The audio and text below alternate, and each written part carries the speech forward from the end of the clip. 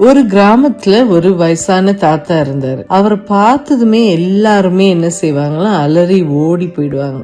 ஏன்னா அவர் ஒரு bad luck அப்படின்னு என்ன செய்தாங்க, அவங்க நினைச்சிட்டாங்க.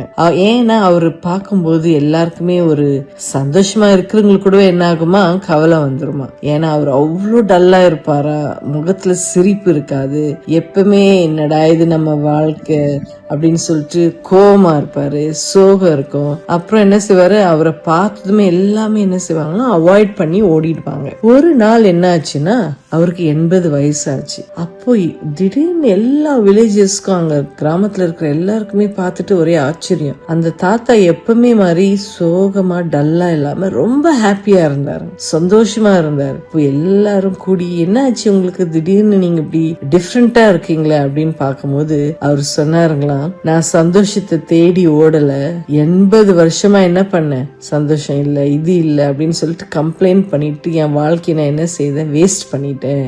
இப்ப என் வாழ்க்கையை நான் அப்படியே அக்செப்ட் பண்ணிட்டு இனிமேலும் நான் என்ஜாய் பண்ண போறேன் அப்படின்னு சொல்லி மக்களுக்கு சொன்னாராம். அப்பதான் அவரு என்ன செய்தாரு, சந்தோஷமா இருந்தாரு. அது கேட்டு அந்த கிராமத்து மக்களும் ரொம்ப சந்தோஷமா இருந்தாங்க. இதுல இருந்து நம்ம என்ன கத்துக்கிறோம்னா, உண்மையான சந்தோஷம் நம்ம சிச்சுவேஷன்ல இல்ல, நம்ம அதை எப்படி ஹேண்டில் பண்றோமோ அதுதான் உண்மையான சந்தோஷம். அது கடவுள் கிட்ட மட்டும் தான் இருக்கு, நம்முடைய மனசுல இருக்கு. நம்ம கர்த்தருடைய பிரசன்ஸ்ல, அதாவது அவருடைய சந்நிதியில இருந்தோம்னா சந்தோஷம் நமக்கு என்ன செய்யும், ஆட்டோமேட்டிக்கா வருங்க. நெகேமியா 8:10 சொல்லுது, கர்த்தருடைய சந்தோஷமே உங்கள் பலன். சோ சந்தோஷமா இருங்க, சந்தோஷமா உறங்க போங்க.